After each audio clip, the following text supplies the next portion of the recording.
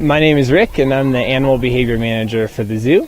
I've been part of the zoo since I was 17, so I've worked here in some capacity for almost 13 years now. I was an animal keeper for the majority of that time, mostly working with primates, and I took on this role starting in April of last year. So I mostly work on facilitating our animal training program, so I coach the keepers who are training the animals.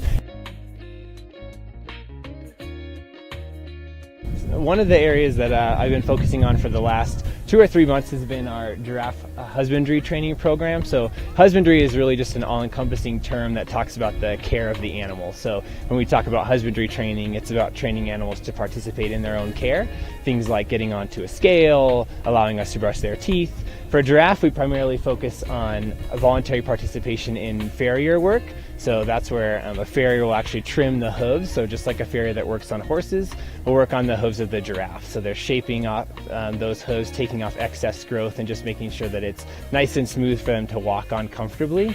And we also focus on blood draw training. So they actually present their neck to us and hold still and allow us to draw blood. So we work with our vet team to draw blood on the giraffe, so we train for that behavior as well. Another behavior program that we've been working on recently is with our Red River hogs. Just like your pets at home, sometimes the animals at the zoo choose to do something that we would prefer that they didn't do. So our Red River hog, Huey, our male Red River hog, was banging on the front door of his indoor exhibit space at dinner time, and he was damaging that door. So we taught Huey that at dinner time, if he backs away from the door and sits calmly at the back of the stall, that his keepers are going to come in and give him food. So we replaced that door banging behavior with backing up to the back of the stall and sitting calmly. Something else that I'm often involved in throughout the zoo is animal introductions. So that's where we're facilitating the formation of a new social group.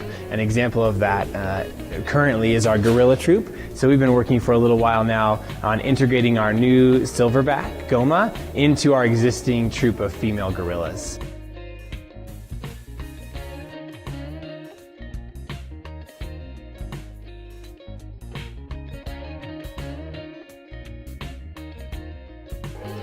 One of the things that I love about my job is that I get the chance to work with almost every animal in the zoo's collection. So I work with giraffes, big guys like the giraffes, all the way down to these little guys like this prehensile-tailed skink behind me. We were working with this little guy, trying to get him to come out onto a stick on his own so that guests would have a chance to see him up close.